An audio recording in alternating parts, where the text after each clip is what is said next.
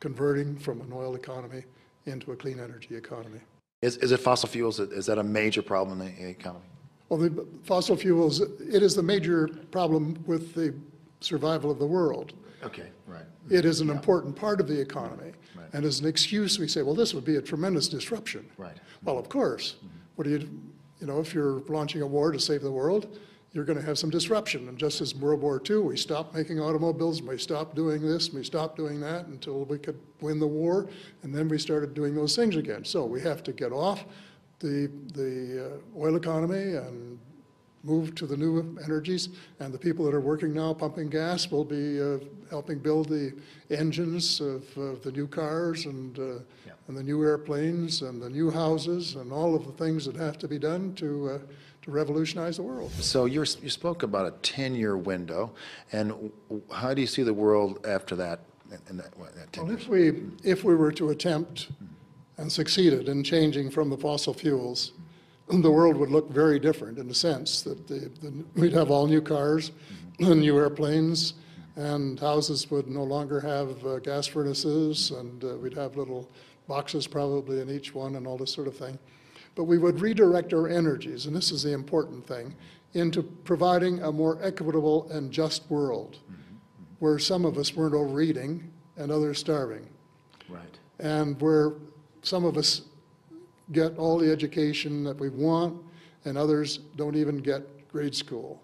And where some people today are not having any medical care and, you know, all of the things that if we were a just world, we would say, okay, now I talk about the kingdom of God on earth, and this is what we should redirect a lot of our military effort toward. And I define that as a world where every child has enough food to eat and clean water to drink and a roof over his or her head, enough clothing to keep them warm or dry or whatever, enough medical care that they don't have to die unnecessarily from some preventable disease, and enough education that they can, you know, find out for themselves if they have the potential to go on and serve their fellow person, their fellow humanity as teachers or doctors or whatever, or laborers, whatever fits into the overall scheme of things. And you'd have a tremendous growth, but it would be a green growth, a sustainable growth. I mean, a lot of environmentalists, well, you don't want to increase GDP. Well, changing all of the cars to new ones would certainly increase the GDP, but it's going to help save the economy. And what is your aim?